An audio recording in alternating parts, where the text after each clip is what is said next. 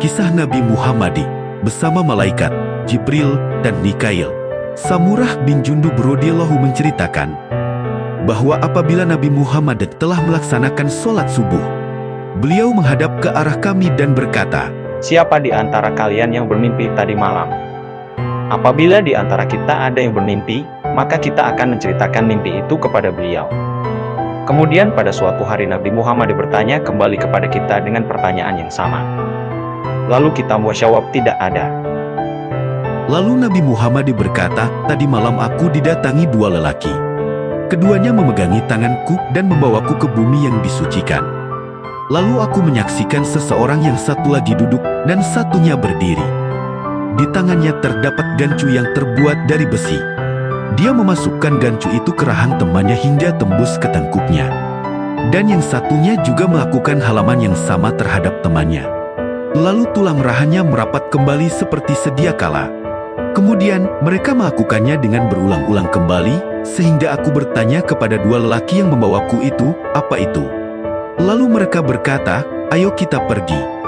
Kami pun berjalan lagi, sehingga kita menjumpai seseorang yang lagi berbaring.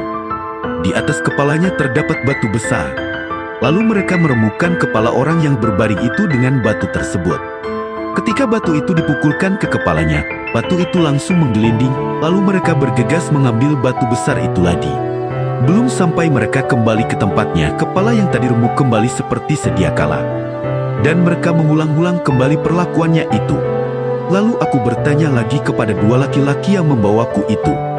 Tapi mereka menjawab dengan jawaban yang sama, yaitu ayo kita pergi.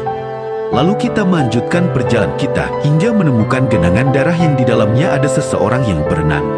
Yang mana di tepi genangan darah itu ada bebatuan dan sesawan.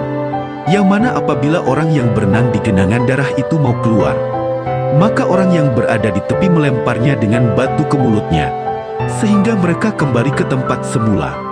Lalu kita melanjutkan perjalanan, dan sampailah kami ke suatu taman hijau yang di dalamnya terdapat pohon besar. Di bagian dasar pohon itu terdapat seorang kakek dan anak-anak. Sedangkan di dekat pohon itu ada laki-laki yang menyalakan api di depannya. Lalu aku dibawa naik ke atas pohon, dan Aki dibawa masuk ke dalam rumah. Aku tidak pernah melihat rumah yang sebagus ini. Di dalamnya ada kakek-kakek dan pemuda. Lalu aku dibawanya masuk ke rumah lagi.